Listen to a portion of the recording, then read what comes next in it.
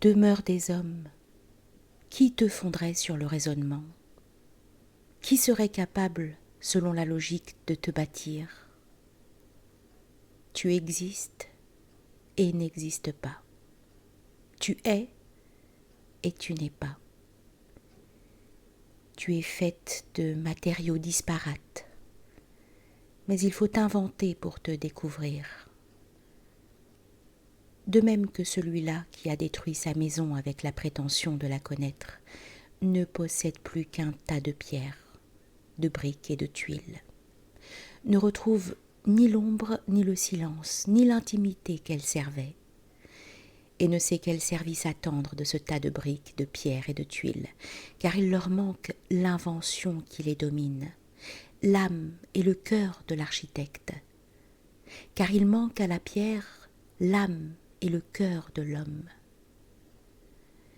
Mais comme il n'est de raisonnement que de la brique, de la pierre et de la tuile, non de l'âme et du cœur qui les dominent, et les changent de par leur pouvoir en silence, comme l'âme et le cœur échappent aux règles de la logique et aux lois des nombres, alors moi, j'apparais avec mon arbitraire, moi, l'architecte, moi qui possède une âme et un cœur, moi qui seul détiens le pouvoir de changer la pierre en silence.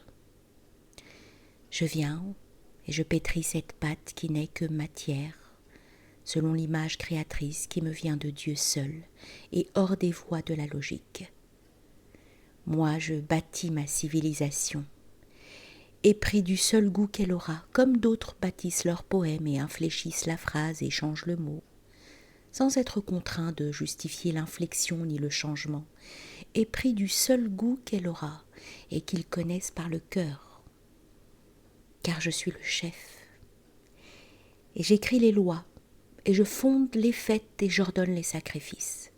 Et de leurs moutons, de leurs chèvres, de leurs demeures, de leurs montagnes, je tire cette civilisation semblable au palais de mon père, où tous les pas ont un sens.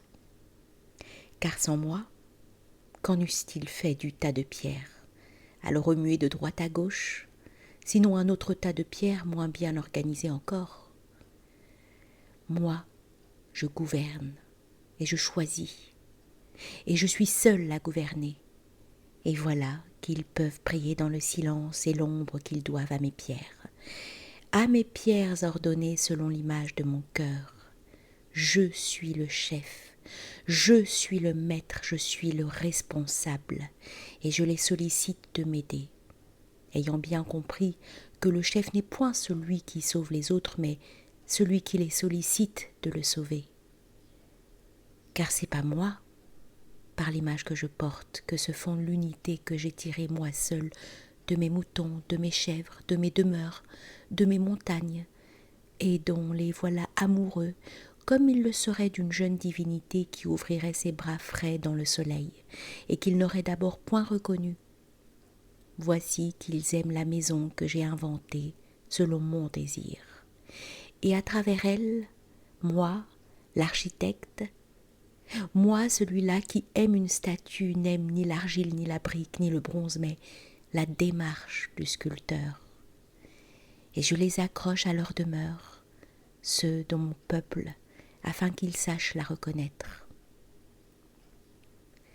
Et ils ne la reconnaîtront qu'après qu'ils l'auront nourrie de leur sang et parée de leur sacrifice. Elle exigera d'eux jusqu'à leur sang, jusqu'à leur chair, car elle sera leur propre signification. Alors, ils ne la pourront méconnaître, cette structure divine en forme de visage. Alors, ils éprouveront pour elle l'amour, et leurs soirées seront ferventes, et les pères, quand leurs fils ouvriront les yeux et les oreilles, s'occuperont d'abord de la leur découvrir, afin qu'elle se noie point dans la disparate des choses. Et si j'ai su bâtir ma demeure assez vaste pour donner un sens jusqu'aux étoiles, alors s'ils se hasardent la nuit sur le seuil et qu'ils lèvent la tête, ils rendront grâce à Dieu de mener si bien ces navires. Et si je la bâtis assez durable pour qu'elle contienne la vie dans sa durée, Alors ils iront de fête en fête, comme de vestibule en vestibule, sachant où ils vont et découvrant au travers de la vie diverse le visage de Dieu.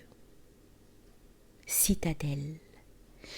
Je t'ai donc bâti comme un navire, je t'ai cloué, gréé, puis lâché dans le temps qui n'est plus qu'un vent favorable.